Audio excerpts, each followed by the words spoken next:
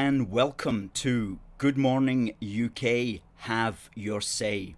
A Force for Good's mid-morning show coming to you live from our nerve centre here in the heart of the great British city of Glasgow. With me, your host, Alistair McConaughey. Welcome to everybody who is coming in on Facebook, on Twitter and on YouTube, and we're broadcasting simultaneously across all of our three platforms. So please, folks, do tell us where you're coming from. Good morning to Linda, always the first in. Good to see you from a lovely sunny southeast London. I'm so glad it's sunny today, because on Wednesday mornings for the last month it's not been so sunny. So thank you, Linda, for that. Hope you have a lovely day. Adam, good morning, sir. How are we doing this fine British morning? Very well, and very excited about a lot of stuff to talk about, as of course we all are, because we are now 36 days away from the great Scottish ejection. Not election, ejection. TC high from around the world. Philip, morning to you, and morning to Alan, and Alan Dawes there as well. Sandra, always good to see you in. I hope you're well this morning. And Debbie, our winner from last week. Good to see you, Debbie. And Adam, what do you think of Alex Salmond's Alba party? Well, indeed, that is going to be our question to you this morning. Will Alex Salmond make an impact at the polls? Please do send us in your thoughts about that. We've got quite a lot to say on that. We think it's an extremely interesting development which may in fact benefit unionism in the long term. Paul, good to see you here. Back from your ban, no doubt from Facebook perhaps. Always good to have you here. And Duncan, good morning. Michael and John there from Durham. Good to see everybody from around our great United Kingdom, and indeed from around the world. We always get people coming back in here from everywhere. Denise, good to see you. Good morning and best wishes to you. And of course Samuel, good morning, and to all of the AFFG, the A Force for Good community. Paul reminds us that Alba means Britain.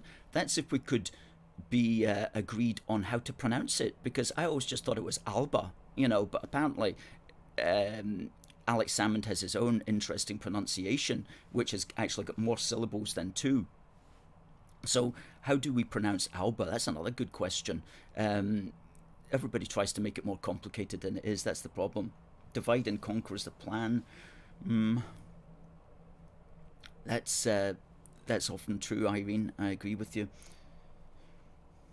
Good, Adam. I'm glad you can watch it in full. And Pedro as well. Good morning, Pedro. Well, let's get into talking about Alex Salmond's recent move, which I think is really quite a remarkable one, really, and one that's definitely going to upset the powers that be. Now, just very, very briefly on this, of course, Alex Salmond is only standing on the regional list. We have two votes at the Scottish ejection. One is for our local constituency candidate by first past the post, and the second is for our regional candidate. And the regions consist of several constituencies. For example, here in Glasgow, we have 9 constituencies in the region of Glasgow, and our second vote is for our regional candidates, and there are 7 of them elected, and they are elected by first past the post. And you can actually get elected in Glasgow on 5.6% of the regional vote. That will assure you a seat in the Scottish Parliament. So can Alex Salmond get that in all of the 8 regions of Scotland? Very possibly. He could. However, he will need at least 20,000 or so votes in each of those regions in order to secure a candidate. And the question is, can he get that? Well, time will tell, because he's a character who appeals to a certain demographic. I noticed a journalist in the Daily Mail last week said that Alex Salmond appeals to those people who like to tie saltires to their car aerials. And I thought that was quite a good description of that particular demographic. And there's certainly quite a lot of them in Scotland. However, are there enough to elect candidates to the Scottish Parliament? We shall see. We shall see. There could possibly be, because there are also a lot of people who are normally SNP supporters, but who are not happy with the direction, shall we say, of the SNP, the woke direction. There are some Scottish nationalists who do not like, for example, Humza's hate crime bill, otherwise known as the anti-free speech bill. There's quite a lot of them, and they don't like all this gender recognition and gender confusion that the SNP seem to be into. And so they will be looking to vote for something else. And to those people, I would say, don't vote for your SNP candidate in the constituency. And if you wanted, you could lend Alex Salmond your vote. That's what to do if these sorts of things annoy you. And I'm not the first person to say that. That's what people have been saying in the newspapers as well. Ian McWhirter in the Sunday Herald pointed these facts out, that there's plenty of SNP people who don't like either the anti-free speech law from Humza or the Gender Recognition Act. And they're not going along with all these woke people that have been brought into the SNP tent. So the SNP is vulnerable from that angle, and Alex Salmond himself recognises that, because in his launch of his Alba party, he in fact stated that he was sceptical of the hate crime bill, and he recognised there was a lot of people who were upset with it, and so that's he's pitching for that kind of SNP vote. So,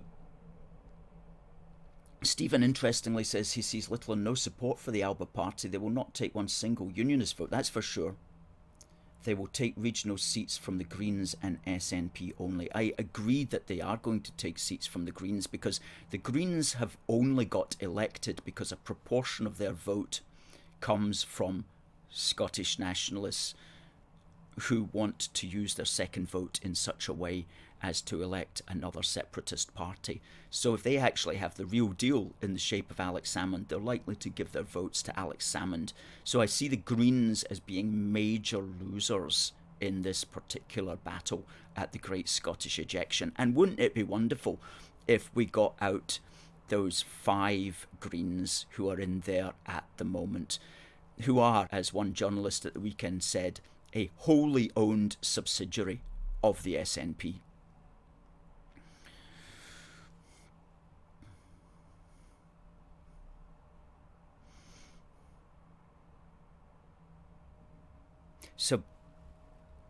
So basically, just to remind you very quickly, we've got 36 days to go until the Scottish ejection on the 6th of May. And if you're not registered to vote yet, you've still got time. If you know people like your children or your friends or your mates or whatever who are not registered and who are unionists, then please do encourage them to get registered. Okay, they've got until the 16th of April to get registered. And they can get registered simply by going to gov.uk/register-to-vote. And you can fill in the forms there to register to vote. Now, you may want to help people who are not likely to do that. You can print off those forms and take them along to your mate or give them to your teenager or whatever. Because remember, 16-year-olds can vote at this election. So if you think they're going to vote unionist, please do encourage them in whatever way you can to vote. And, we know blokes who say, oh, I've never voted, what's the point? Well, the point is we can get rid of Sturgeon, we can purge the Sturge, we can give Humza the heave. Okay, we can do this, but we have to be registered to vote, because the turnout at Scottish elections is absolutely abysmal. Absolutely abysmal. It's around about 50%, okay? And that's the real problem, is people not turning out to vote. If all our guys turn out to vote, we can really create an upset at this Great Scottish Ejection, which is coming along in 36 days' time. And today, Wednesday, the 31st of March, is the close of nominations. Okay, so what that means is that at 4 o'clock today, nobody else will be allowed to put themselves forward as a candidate. And at 5 o'clock today, we are going to know who are all the people who are going to be standing at the Great Scottish Ejection in every constituency and in every region. So that's this evening. So today is the close of nominations. It's the close of nominations at 4 p.m. and we've got 36 days to go.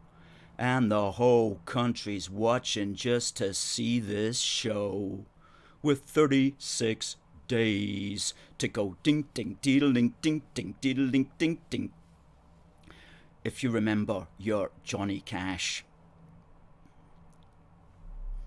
So exciting times. And from tomorrow, 1st of April, bang, we are going into that big campaign.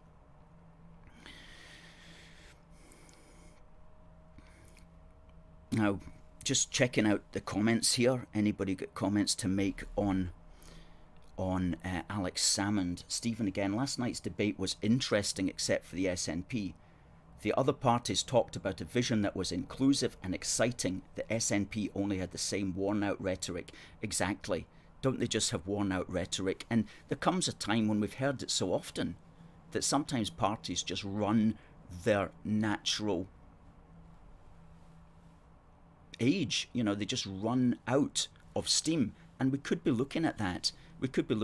Because when the cracks start appearing, then you know there's something wrong with the inside.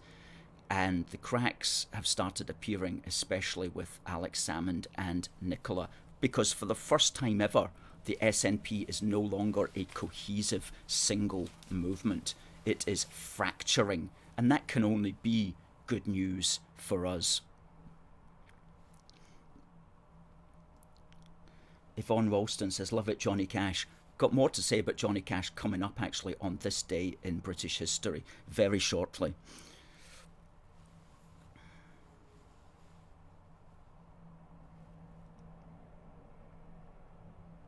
Adam says, what's our message to Jeanette McCranky Sturgeon if in the future she watches this? I will say I hope you're enjoying your new employment, wherever that may be. But hopefully it's not going to be at Holyrood. I mean, what would Nicola Sturgeon be qualified to do, quite frankly, if she wasn't First Minister of Scotland? I don't know anything at all that she could seriously do. She just managed to get into the right job at the right time. Sandra's got a quote from Twitter. For years, Nats have been swamping polls. This tactic is designed to make non-separatists believe it's a foregone conclusion and not go to the polls. We must get people off their backsides and out to vote. That's so true. And what Sandra's talking about there is these endless polls that we keep seeing. These endless polls that try that are intended deliberately to demoralise. Now, we have to remember that one of the leaders of the polling agencies is, in fact, Angus MacDonald. He's got Angus Robertson, who is the former SNP deputy leader in the House of Commons who lost his seat. He basically set up a polling company instead, a polling company deliberately to demoralise us,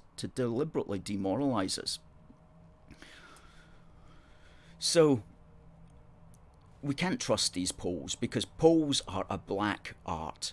The only poll we can trust for the moment is the poll on the 6th of May. And we need to get out and we need to vote. And if you're SNP and you just simply don't like Nicola Sturgeon, then don't vote. Just don't vote.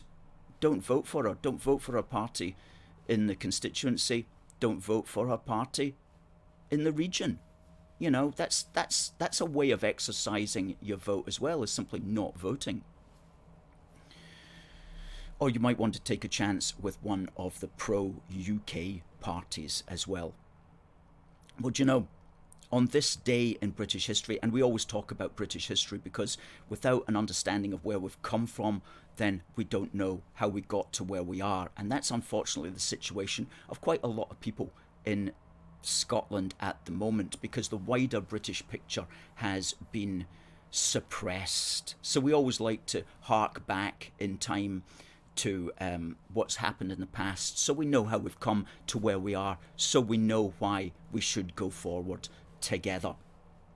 And on this day, which is the 31st of March, and we'll be asking a question about this for our competition, so listen carefully. On this day, on the 31st of March 1837, the painter John Constable died. Now, Constable is known for bucolic imagery, mainly of England. And he was born in Suffolk, where he made most of his paintings, in that Suffolk countryside around his birthplace in East Bergholt.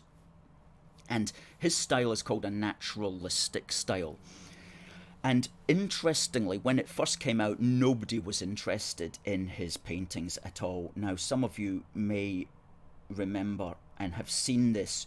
Usually you'll have seen this material on your dinner table. Usually your granny may well have had these table mats. And his most famous one is the Haywain. The Haywain, which is in Flatford Mill there. That's his most famous painting. I venture to suggest that's his most famous painting. And that's appeared everywhere. And when that first came out, interestingly enough, nobody was impressed by it. Nobody wanted to buy it.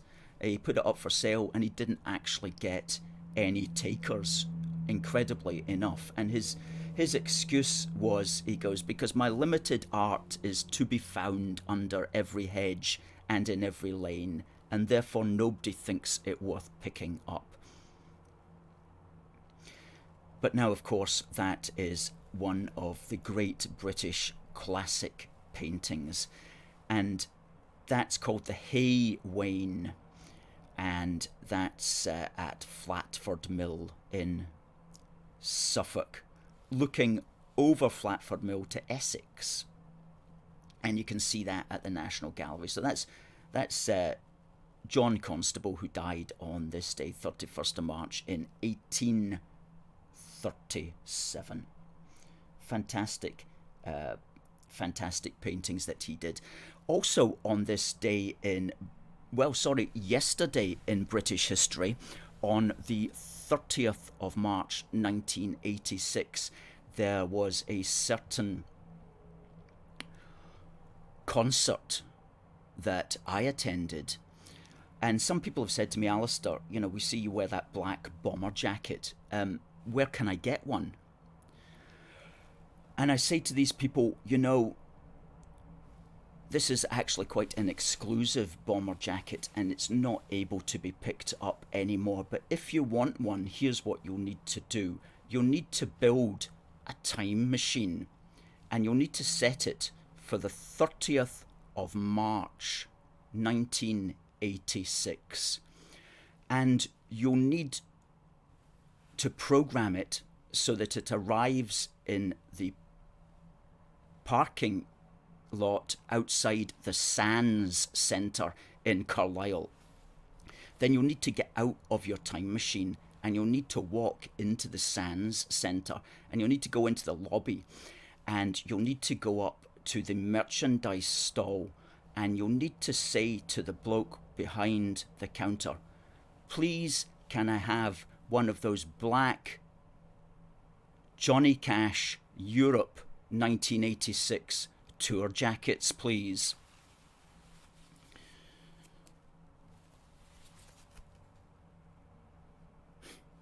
And he'll say, all right, mate, that's 40 quid. And that's how you can get this jacket, because it was on the 30th of March, that's a day ago, in 1986, when Johnny Cash did come to the Sands Centre. and performed in front of a very excited audience, including myself and my parents and family. And that was a fantastic day. I remember it very clearly. I remember buying this jacket 35 years ago. 35 years ago, and I can still fit into it. So that has to be worth something. And I also then saw Johnny Cash another couple of times, actually, at the Sands Centre in 1988 and in the Royal Albert Hall as well after that. So, great guy. Rest in peace, Johnny and June. So where were we? Back to Alex Salmond. From Johnny Cash to Alex Salmond. What a segue.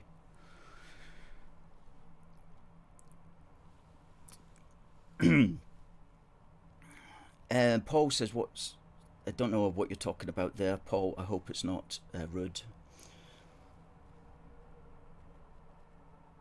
Fact, Nicola Sturgeon got told off by Ken McIntosh for using House of Lords twice in our attack to Ruth Davidson. And of course, Callum there just fires in that we've got to turn out to vote. Holyrood elections have always been a low turnout. It's time we tell everyone to vote. I'm sick of Holyrood. It's done nothing for the people. Absolutely. What do you think should happen if the Conservatives or Labour win, or if the SNP win again? Should all leaders from the Lib Dems, Labour and the Conservatives resign? I don't see that happening. I don't see that happening. Callum, what are your thoughts? Why should they resign, Callum? Now, Alex Salmond, right, this is what's going to happen, right? Alex Salmond is setting himself up as the bad cop and Nicola Sturgeon as the good cop. And if Alex Salmond gets elected, which is not beyond the bounds of possibility in the Northeast region, if he gets elected, then he's going to be a constant pain in the backside to Nicola Sturgeon. And he's going to be the bad guy, so that when all under one banner have their marches, Alex Salmond is going to be leading them. And he's going to be like the man for the crowds, for the saltire waving crowds. He's going to be up there at the front, geeing them on. Because Nicola Sturgeon has never led one of these all under one banner marches. She's stayed out of it for diplomatic reasons. But believe me, Alex Salmond will be straight in there. And the next all under one banner event is on the 1st of May. So we may even see him there in Glasgow on George Square.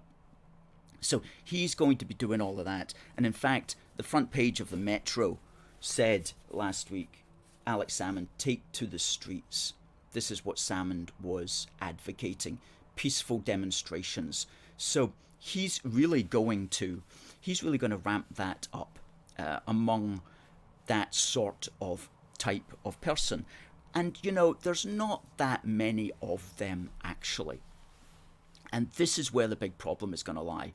Because the media, and especially the London mainstream media, love to think that somewhere up there in the frozen north, there's hundreds of thousands of rebellious Scots running about in their kilts and boots, just ready to bring down the British state. I mean, that excites the BBC and all of those types. And so they're going to be running with that to the max. And they're going to be talking about all these rebellious Scots up there, the hundreds of thousands of them marching, when in fact we know, because we've counted them, that there's not those numbers at all. Okay? And we have listed in our latest issue of Union Heart, we've listed the exact counts of all the marches in order to put to bed the lies of the all under one banner Scottish National Party marching wing. Okay? So we can tell you for a fact that in Edinburgh in 2019, there was not 250,000 there, as Joanne Cherry claimed. There was not 200,000 there, as the newspapers claimed. There was, in fact, 11,286 of them, counted specifically by us via our various cameras which we had trained upon them. And so we know the reality of the sizes of these marches. But we're going to need the mainstream media to report that accurately, because if the mainstream media sees upon the Alex Salmond all under one banner frame, which will be exaggerating to the max, then that is going to misrepresent reality to such an extent that reality could actually, the lie could become the reality, which is what their intention is. So we have to ensure that we can get the truth of the matter out there, and we've already got it there. For example, we stand up for the truth, and down here we've listed all the events of the past, the phony figures and the real figures. So we do stand up for the truth of the matter. And so the point is, our work is going to become very important going forward.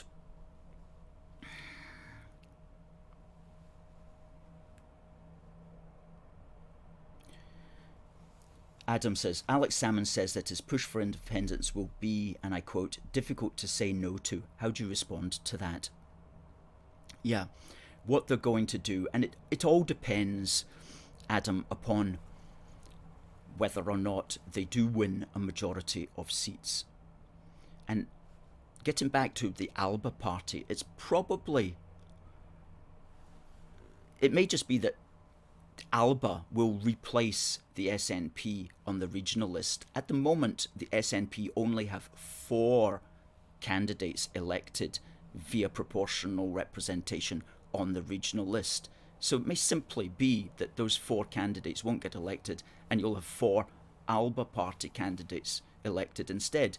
In other words, there won't actually be a change in the numbers of separatists in Holyrood. Although I think there will be a change, and it will be a lower change, because I think the Greens are going to be completely thrown into the compost bin. Absolutely. The Flower Pot Man and the Scottish Cabbage Party are all just going to get put into the compost and are just going to turn to mush at this coming ejection. I think that. So we may well see less. We may well see fewer separatists in Holyrood. That, I think, is the direction in which we are going. That's why we're calling it the Great Scottish Ejection. Okay. However, in the worst case scenario, if they did win a majority, then what the British government has to say is that Holyrood is not the place to seek a mandate for a second referendum. The place to seek that mandate is at a British general election several years further down the line.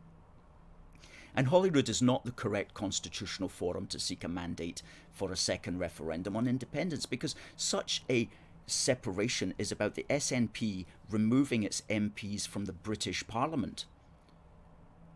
That's what it comes down to. So it's at a British parliamentary election, at a Westminster election, that this issue has to be brought forth, not at a devolved parliamentary election. That's simply not the correct place to seek a democratic mandate. The correct place to seek a democratic mandate is at a British general election, because it is from the British Parliament that you want to remove your MPs from. Okay? So that's the first thing. That's the constitutional position that the British government can argue upon quite accurately and quite correctly, and they need to start ceding that ground right now. Furthermore, unless the SNP is standing entirely on no other policy than seeking a second referendum, then people will be voting for the SNP at this election on many different issues. They may or may not be demanding a second referendum. Okay, so for the SNP to claim they have a mandate, they would need to stand on absolutely no other policy than demanding a second referendum. Again, that's a constitutional reality, and it's a logical fact. So again, these are points that need to be brought out. And we did bring all this out. If you go to aforceforgood.uk/blog, we've got several articles up there on the matter. But these are two quick reasons. One, Holyrood is not the place to seek that mandate. The British Parliament is the place to seek the democratic mandate. And secondly, you can't say that people voted for you wanting a second referendum when you are standing, SNP, when you are standing on a diversity of issues. So that's the case. Now, it's the top of the hour and our competition arises. Now, the competition is for this little tin of mince, and the little tin will go to the first person who answers the following question correctly. And please, if you have the answer, send it in to this address, no other address, contact@forceforgood.uk. And our question to you is, on this day, the 31st of March in 1837, which famous British painter passed away? On this day, which famous British painter passed away? On the 31st of March, 1837. And we'll tell you the winner of that at the bottom of the hour. Fantastic.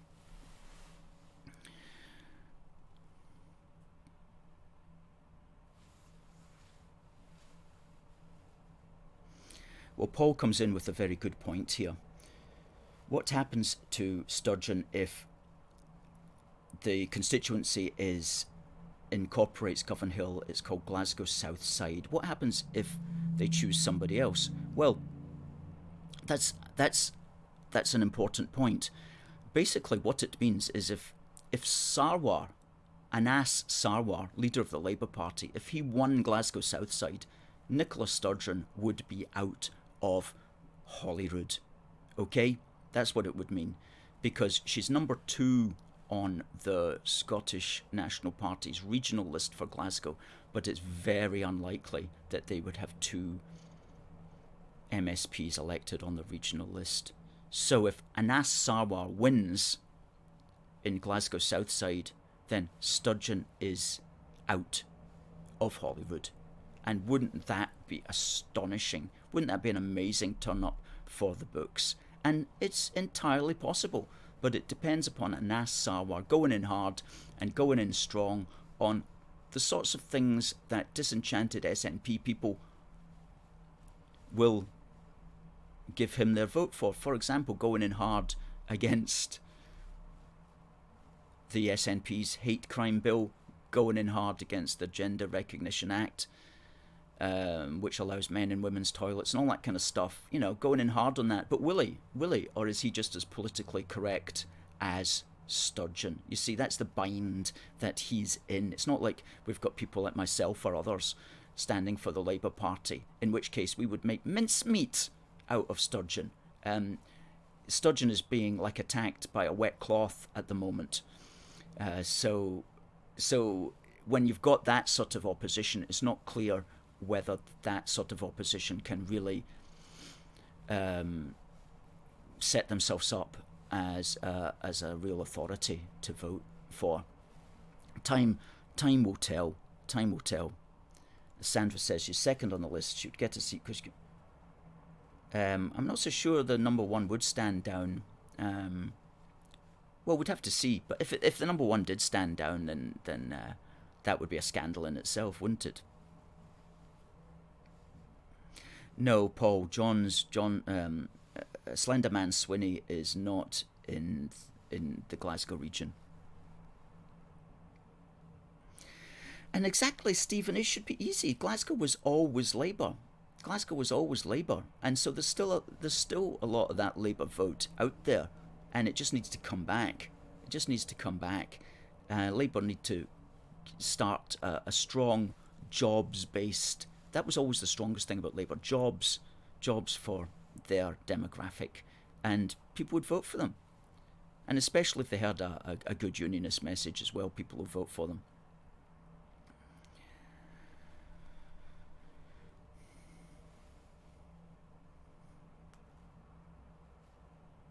But then Stephen says, is it credible for the leader of a party to only be a regional MSP? Don't we have some of those at the moment?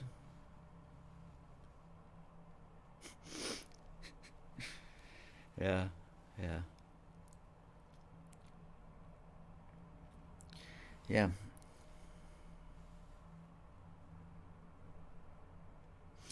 Well, again, Stephen says they're claiming they'll win a supermajority. What would that be? 70 seats, 80 seats, 90 seats? What is a supermajority?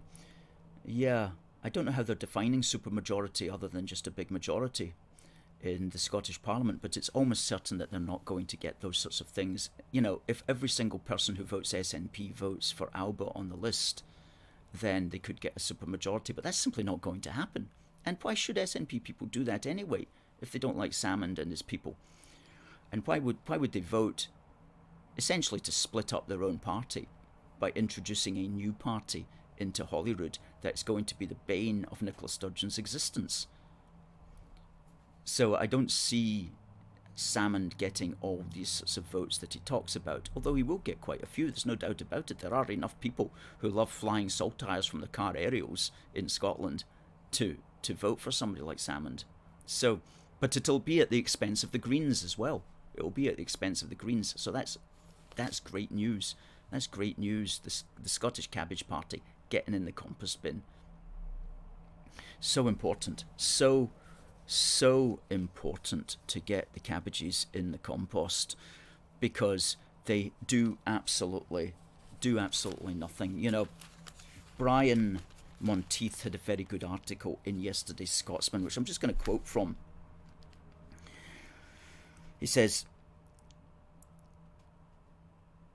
that Alba could become the new kingmakers, replacing the Greens in that role, who are likely to pay the price for prostituting themselves as, quote, a woke independence campaign rather than an environmental movement.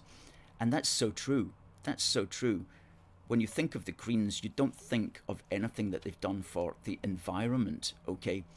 You know, you don't think of Green MSPs picking up the litter even. You know, that's beyond them. When was the last time you saw the Greens on a litter pick, for example? Never. Ever. I don't think they've ever done such a thing. And indeed, the present Scottish Green Party is completely sold out. I'm going to say something controversial here. Completely sold out to Big Pharma. By pharma, I mean P-H-A-R-M-A. Totally sold out to Big Pharma. You know, the environmentalists and ecologists should be questioning Big Pharma at the moment. Big Pharma's riding a wave worldwide, a multi-trillion-pound wave worldwide with all these vaccines. Where are the Scottish Greens even questioning the rights and wrongs of that, or asking us to be sceptical of these things? Nowhere to be found. In fact, they are Big Pharma's, one of Big Pharma's greatest boosters. So the Scottish Greens are an absolute disgrace, and they really do need to be replaced by proper ecologists, people who are not interested in the woke agenda but are interested in the world ecology agenda. And you know, I use the word ecology because when the Greens first started, they were set up by Edward Goldsmith, and they were very much mainstream centrist, and they would introduce things into their ideas, such as, for example, scepticism of Big Pharma, and other things, even things that might be considered slightly right of centre, such as immigration control and things like that. But then they got taken over by what's the best way of putting it? Marxist, maybe. I don't like using those terms, but they got taken over by that sort of agenda. Where today, I mean, you may as well just, they've got nothing to do with the environment. They're just as Brian Monteith said there, how did he say, a woke independence campaign, and a disgrace, so they don't deserve a single vote, these Scottish cabbages. We don't have much time for them, you're probably guessing that. Um,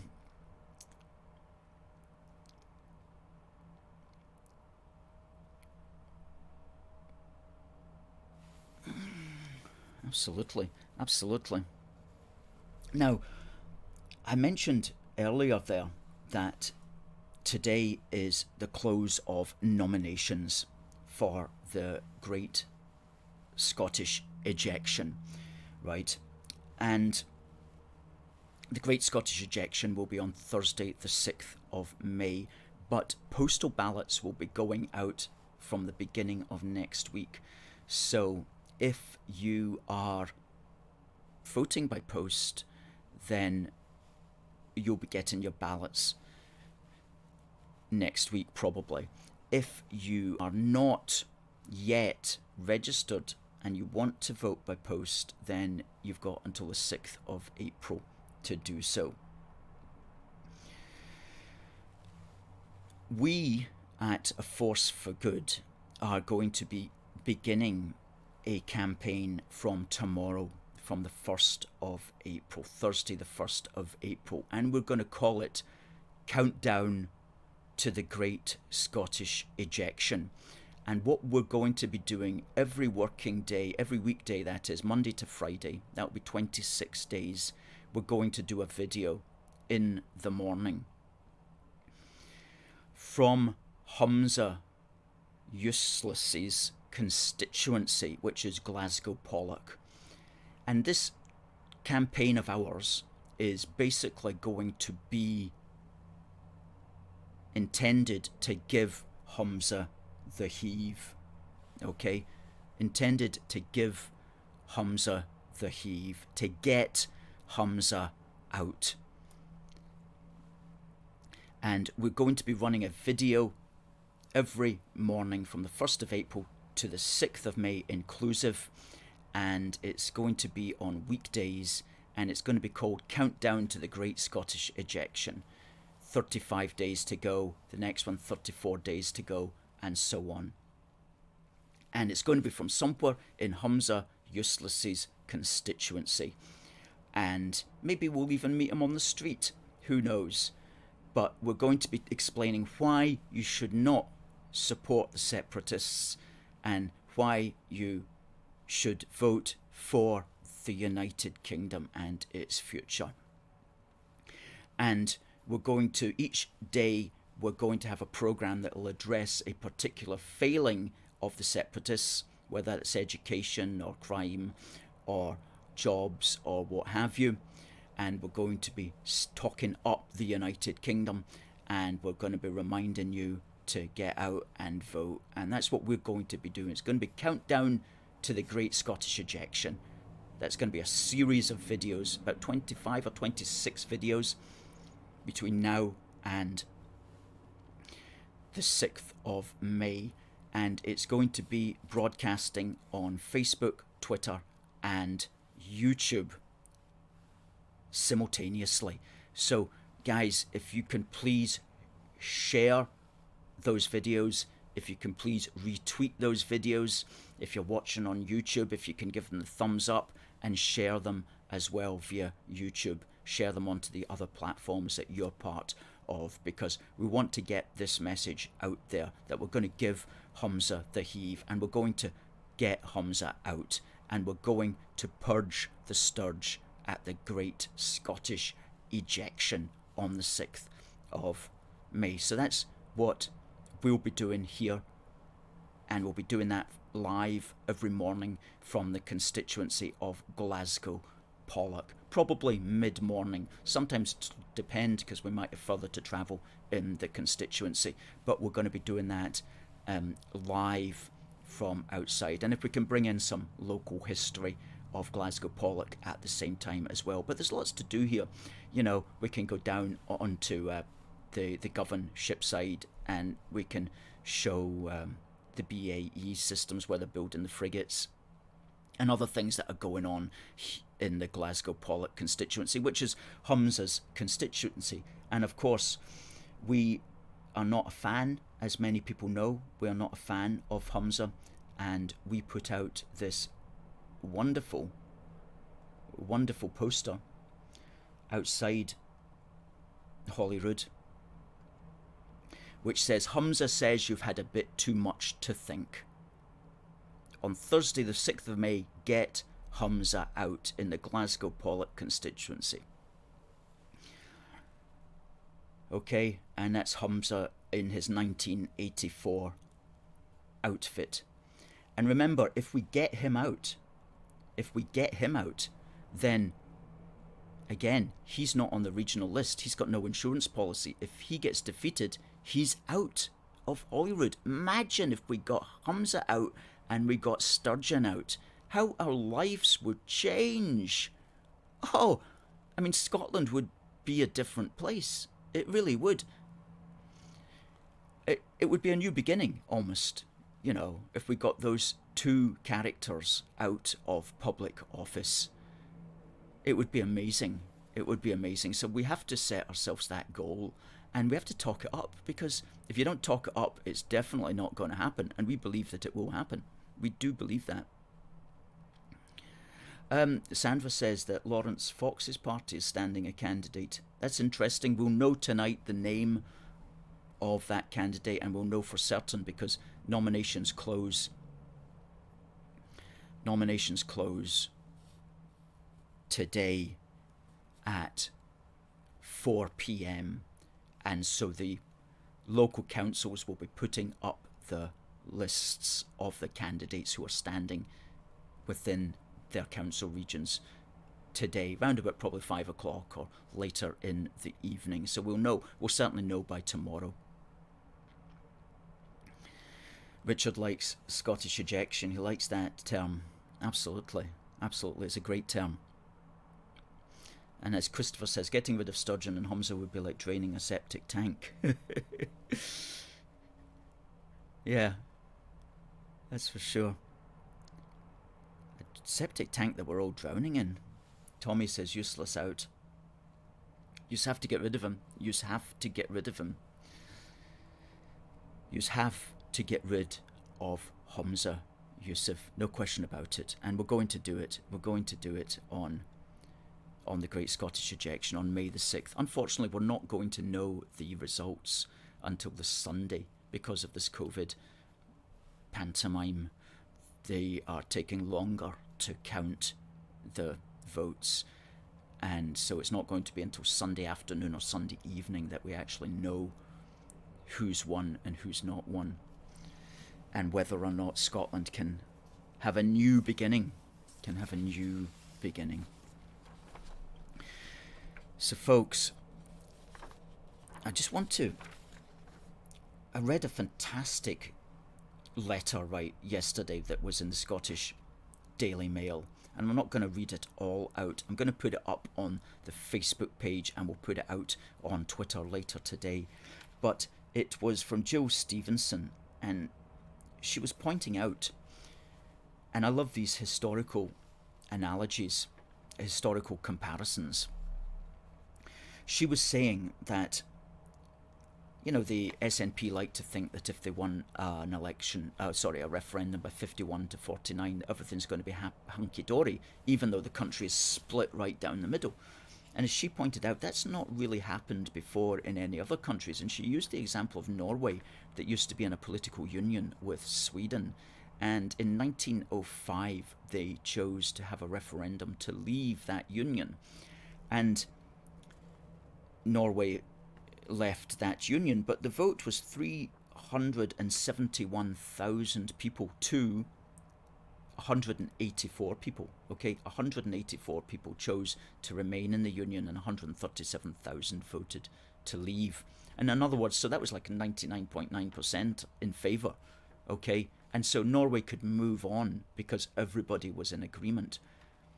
But what the nationalists, Scottish nationalists, are doing is they're pushing Scotland into making a decision that they know is going to be a very close one, and they're going to try to pretend that they should get their way because of that tiny little margin of difference. And that, of course, is no way to begin a country. That's birthing a country in chaos, essentially.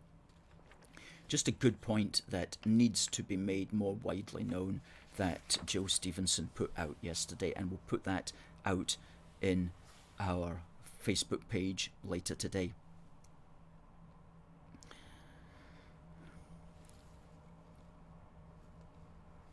Sandra Kane says Scottish comedian Leo Kearse is the candidate for Fox's Reclaim Party against Useless. Okay, thanks for telling us that. That'll be confirmed this evening.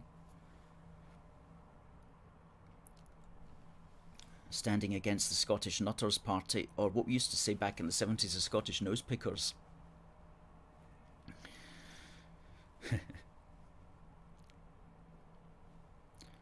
Adam, if Nicola Sturgeon wins and pushes ahead with independence without UK government permission, what should Boris Johnson do? Well, she's not going to do that. She won't do that. She's not. Certainly she's not going to do it by her own free will. What Alex Salmond is hoping is that he gets elected and he's got enough people in the Parliament to hold her feet to the fire and to push her into doing that. But I am certain that her instincts are not to do that, whereas Alex Salmond's instincts are to do something like that because he's confrontational and he's a bit of a bully politically.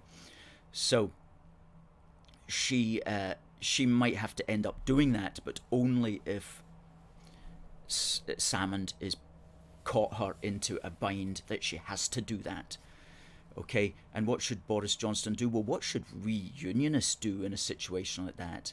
My instinct would be to boycott something like that, to boycott it, not to give it any legitimacy.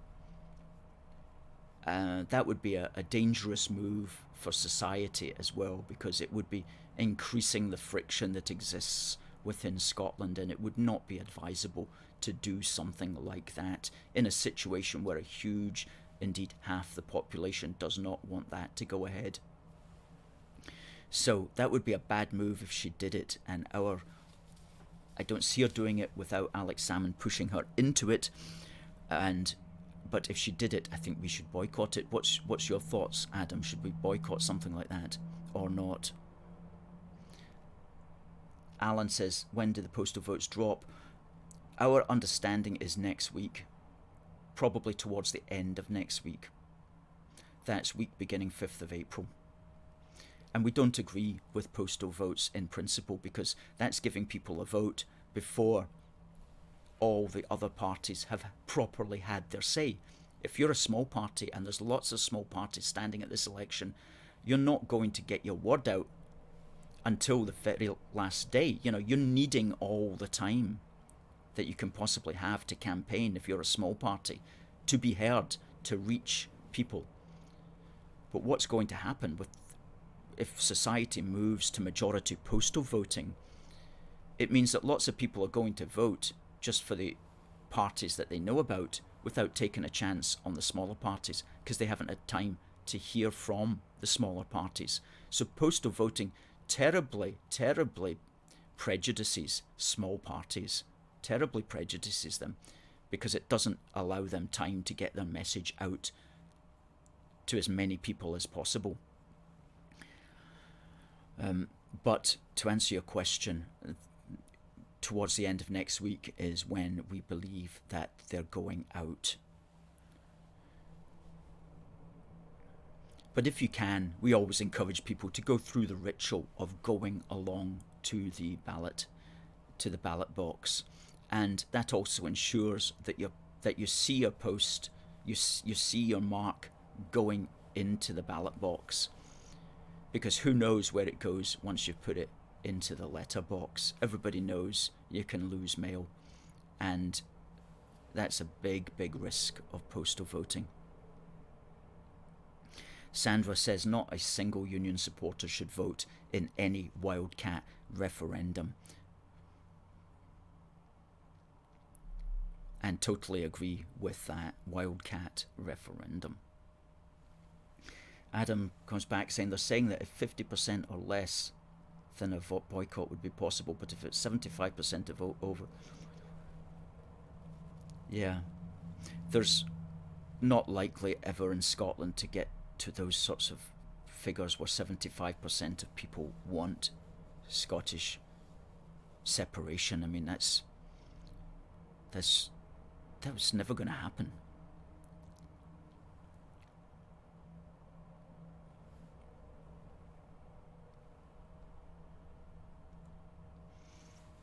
Will you fight for the passion of First Minister?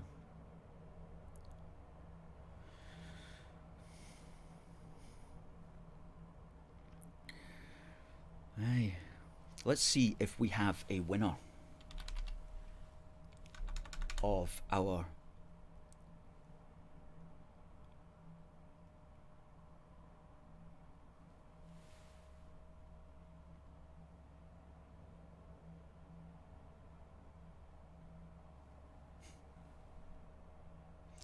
We do have a winner. We do have a winner for the... We have several people came in with the right answer. And let me type in here who the winner is. Now, I asked the question for this box of mints from Stewarts of Scotland. For this box of mints, who died on this day, 31st of March in 1837? And the answer was the person that we spoke about in this day in British history, and it was John Constable.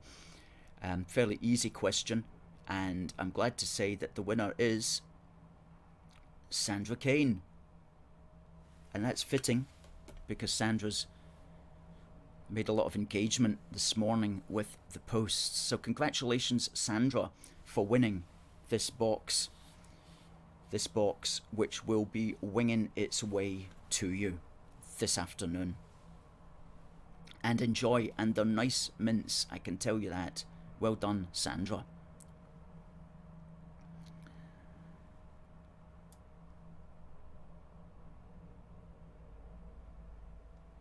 Debbie says, well done, Sandra. Debbie was a winner last week. Tommy says, well done, Sandra. Samuel, congratulations, Sandra Kane from Samuel. Stephen, well done, Sandra. And he knows that they are tasty because he's tried them before. Fantastic. Richard says, excellent. And Sandra goes, yeah, at last. At last. Fantastic, Sandra. Good. Good that you're a winner. Good that you're a winner. And Christopher's been a past winner as well. He says, a great prize, Sandra. Well done. The mints are great. Glad to hear it. Glad to hear it. So congratulations to this week's winner, Sandra Kane. Well done. Well done, Sandra. That's good. Folks, if you're watching on YouTube, please do smash the like button, the thumbs up button, because we that helps the algorithms and it helps get the message out. Please do subscribe as well and hit the bell for notifications. We are slowly getting up. We've got 1,170 followers on YouTube, so please help us get up there by subscribing to us and also retweeting this on Twitter. If you can retweet this broadcast with a quote tweet that's got a positive comment, then we'll retweet your tweet to 26,000 people. So please do retweet us with a positive comment and we'll retweet your comment to 26,000 people. And on Facebook, please do share, because we're now entering, we've got 36 days to go. And we're going to be counting down those days in our countdown to the Great Scottish Ejection series, which begins tomorrow. Broadcasting live from the great British city of Pollok and the great Union constituency of Glasgow Pollok, where we're going to aim and we're going to achieve the ejection of Humza Yousaf, who is going to have to pay democratically and politically for his anti-free speech crime against the Scottish people. He has to pay for that democratically. He has to be given the heave-ho.